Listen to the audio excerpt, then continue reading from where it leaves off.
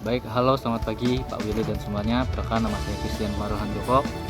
Saya dari kelas 12 IPS. Di sini saya akan menjelaskan mengenai simulasi perlombaan atletik terkhususnya pada 4 cabang mata lomba, yaitu cabang lomba jalan cepat, lompat jauh, lempar lembing dan juga lempar sakram. Mari simak videonya. Atletik sendiri merupakan salah satu mata lomba yang memiliki cabang cukup banyak.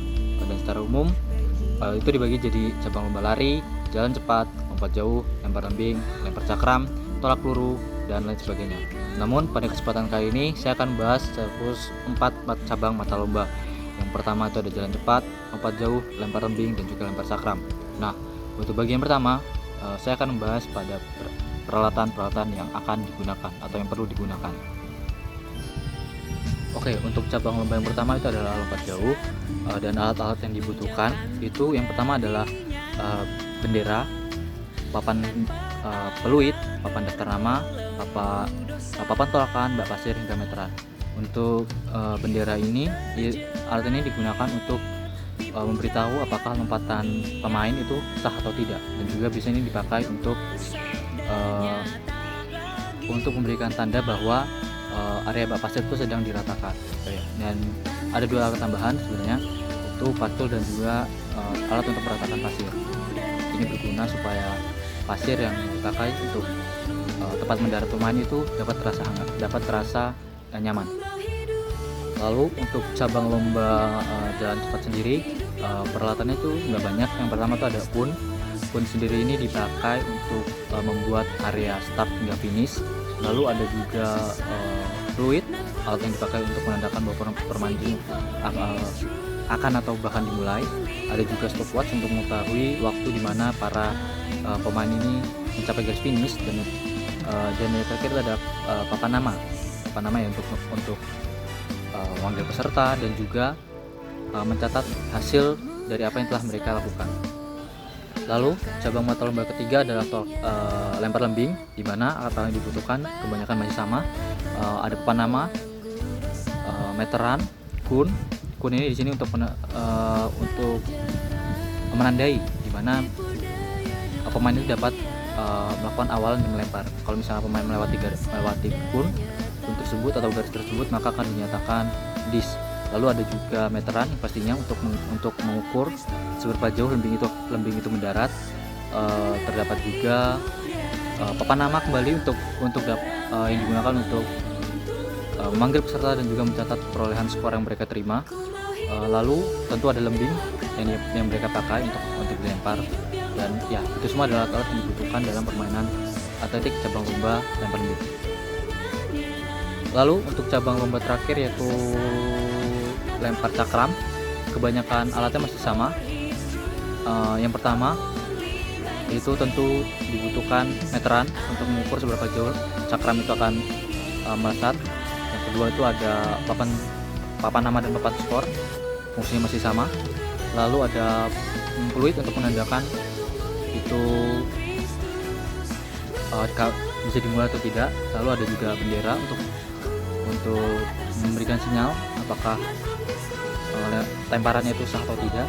Lalu ada juga lingkaran tempat para peserta itu dapat lingkaran atau area tempat peserta itu dapat melempar cakram. Lalu jelas ada cakramnya bervariasi sesuai dengan tingkatan dari peserta. Putri SMP, putra SMP, putri SMA, putri SMP, putra SMA, dan lain sebagainya. Nah, dalam atletik simulasi perlombaan atletik ini tentu ada orang-orang yang memiliki peran masing-masing guna acara perlombaan ini dapat berjalan dengan baik. Ada beberapa divisi. Yang pertama itu ada divisi dokumentasi. Fungsinya jelas, mereka akan mendokumentasikan setiap kegiatan ataupun kejadian yang ada dalam perlombaan tersebut. Hal ini bertujuan supaya mengantisipasi adanya tindak kecurangan ataupun kesalahan dalam menilai, sehingga pertandingan atletik itu dapat berjalan secara adil dan fair. Lalu untuk divisi yang kedua itu ada divisi peralatan, di mana divisi ini bertugas untuk menyiapkan segala macam peralatan, alat dan bahan yang dibutuhkan sebelum lomba itu dimulai. Ya, mulai dari alat-alat yang sudah saya sebutkan tadi, ataupun bahkan mereka yang menyiapkan lapangan atau arena di mana para atlet akan bertanding. Dan Lalu ada juga mereka yang kita sebut sebagai peserta. Nah, peserta sendiri ini memiliki tugas untuk ya menjalankan perlombaan sesuai dengan peraturan yang ada, mengikuti instruksi perlombaan, dan hal ini bertujuan supaya ya baik pemain atau peserta itu tidak mengalami yang namanya konflik ataupun kecelakaan dalam mengalami perlombaan. Lalu divisi atau orang terakhir yang menurut saya paling penting adalah penyelenggara, di mana orang-orang dalam penyelenggara ini memiliki tugas yang sangat penting dalam berlangsungnya acara perlombaan atletik, di mana mereka lah yang mengatur di mana alur perlombaan ini dari awal pertengahan hingga akhir, hingga suatu perlombaan cabang atletik itu dapat berjalan dengan baik. Di mana untuk orang-orangnya sendiri ini masih dibagi lagi. Ada yang menjadi wasit, ada yang jadi pemegang bendera yang akan memberitahukan apakah gerakannya itu sah atau tidak. Lalu ada orang yang mengukur, ada orang yang mencatat, ya ada orang yang meratakan pasir, ada orang yang mengambil kembali lembing ataupun cakram, dan itu semua ada dalam satu keseluruhan rukun perlombaan atletik. Dan jika dijelaskan dengan satu persatu, maka susunannya akan seperti ini. Di dalam cabang lomba jalan cepat, ada orang yang akan bertugas untuk memanggil dan mencatat perolehan skor yang diraih oleh peserta. Lalu ada orang yang akan bertugas sebagai pemegang stopwatch yang nantinya akan mencatat hasil pencatatan waktu dari peserta. Lalu ada juga orang yang akan jadi dokumentasi pada garis finish ataupun garis start, atau bahkan dari secara keseluruhan. Ada juga orang yang menyiapkan arena, ya. Jadi sebenarnya peralatan itu juga masih bisa dibilang masuk ke dalam seksi penyelenggara. Sedangkan untuk lompat jauh sendiri itu tentu ada itu ada orang yang bertugas untuk memanggil dan juga mencatat perolehan jarak yang diterima yang dimiliki oleh peserta. Lalu ada juga orang yang bertugas sebagai pengukur. Ini biasanya 2 orang yang ada di bagian papan tolakan dan di baknya nanti. Ini bertugas tentunya untuk mengukur jarak dari lompatan peserta. Ada juga orang bertugas memegang bendera. Ini berfungsi atau memiliki fungsi untuk memberikan sinyal apakah lompatan peserta itu dinyatakan sah atau tidak. Lalu ada juga orang yang bertugas sebagai merata pasir nih, biar pasirnya itu tidak membuat para peserta itu cedera. Nah, untuk cabang lomba lempar cakram dan lempar lembing ini sendiri sebenarnya kebanyakan masih sama. Mulai dari orang yang akan mengukur, orang yang akan memanggil, orang yang akan mencatat dan memanggil. Lalu ada juga yang memegang bendera, memastikan apakah lemparan peserta itu sah atau tidak, dan juga ya banyak ya dokumentasi itu jelas ada ya sebagai bukti dan lain sebagainya. Lalu masuk ke alur bagaimana perlombaan ini atletik ini akan dimulai. Kita mulai dari cabang jalan cepat. Pada awalnya orang yang bertugas sebagai pencatat sekaligus pemanggil ini akan memanggil peserta satu persatu untuk ya melakukan registrasi, mungkin bisa dibilang absensi lah ya, memastikan semua peserta hadir dan dalam kondisi yang baik. Lalu setiap peserta akan diberikan kesempatan biasanya 2-3 kali yang itu akan dipanggil oleh si pencatat sekaligus pemanggil ini. Dan setelah masa percobaan ini selesai, setiap orang sudah mencoba, maka di sini tugas untuk panitia-panitia lainnya bekerja, mulai dari perata pasir, terus pengukur, terus orang yang memegang bendera, itu sudah mulai standby di tempatnya masing-masing. Bahkan dokumentasi pun itu mereka sudah siap di tempatnya masing-masing. Lalu saat pertandingan akan dimulai, si pencatat sekaligus pemanggilnya akan memanggil satu nama maju, dia lompat, dia selesai lompat,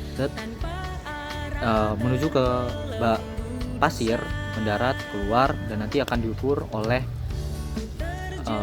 saat melompat di papan tolakan. Panitia yang bertugas memegang bendera akan harus dengan sigap melihat apakah gerakan pemain ini sah atau tidak. Lalu ketika sudah clear dan pemain juga sudah keluar dari bak, maka Dan selanjutnya ada tinggal diukur oleh panitia yang bertugas memegang meteran. Setelah diukur, dapatkan hasil, melaporkan kepada pencatat sekaligus pemanggil, dan setelah perolehannya sudah didapat, maka alur ini akan terus diulang hingga seluruh peserta mendapatkan bagiannya, yang dimana setiap orang itu berhak mencoba 3-2 kali. Lalu untuk jalan cepat sendiri itu masih sama ya, jadi peserta akan dipanggil, memastikan semua peserta hadir dan dalam kondisi yang baik, lalu akan diarahkan oleh panitia lainnya untuk dapat menuju ke lintasannya masing-masing. Setelah sudah berada di lintasan masing-masing, pemain harap bersiap, dan untuk orang yang memegang stopwatch itu akan berada di dekat dengan garis finish, di mana ia akan mencatat kapan waktu para peserta ini berhenti. Dan juga untuk peluit itu biasanya ada di daerah pinggir ya, untuk mulai memberikan aba-aba gimana untuk mulai. Setelah nama peserta dipanggil, mereka sudah diarahkan ke lintasan masing-masing, dan para panitia ini merasa kalau oke, ini sudah saatnya mulai, maka panitia yang memegang fluid itu akan segera mulai perlombaan ditiup serta lakukan jalan cepat, bolak-balik atau bahkan satu saja. Barulah saat sudah orang yang memegang stopwatch ini akan semua peserta sudah mencapai garis finish, orang yang memegang stopwatch akan menghentikan stopwatchnya dan melaporkan perolehan waktu dari tiap-tiap peserta.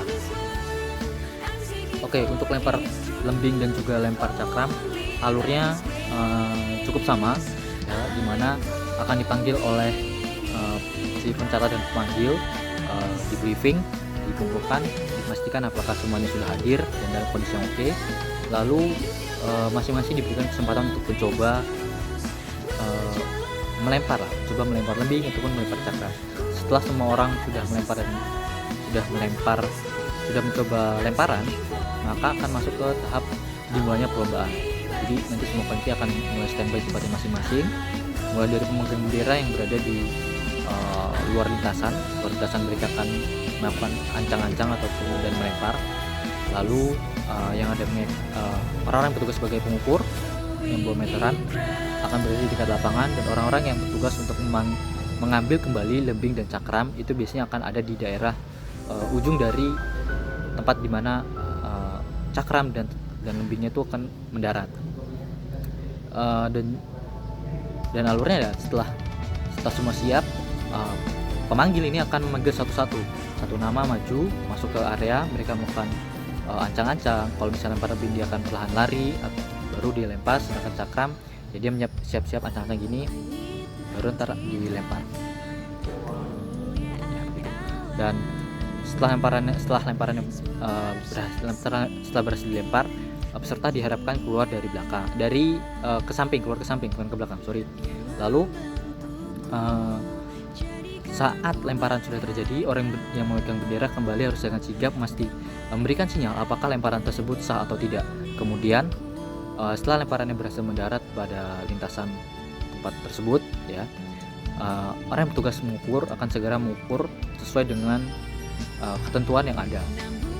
Setelah berhasil diukur gitu ya, mendapatkan hasil, sang pengukur akan kembali menuju ke tempat di mana orang yang bertugas mencatat dan memanggil ini, memberikan hasil pengukurannya. Lalu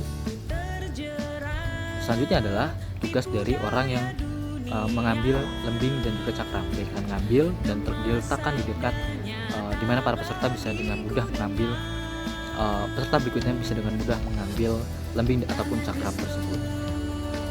Baiklah, dan selanjutnya adalah mungkin bukti-bukti di mana kami telah melakukan simulasi perlombaan atletik ini, di mana kami sendiri sudah menjadi pelaksana. Jadi bukan pelaksana,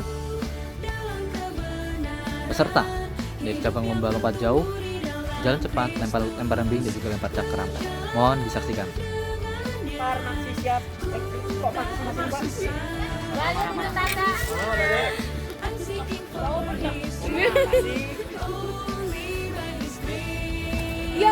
Baik, sekian video presentasi dari saya. Jika ada kesalahan kata, saya mohon maaf. Terima kasih sudah menonton. Bye bye.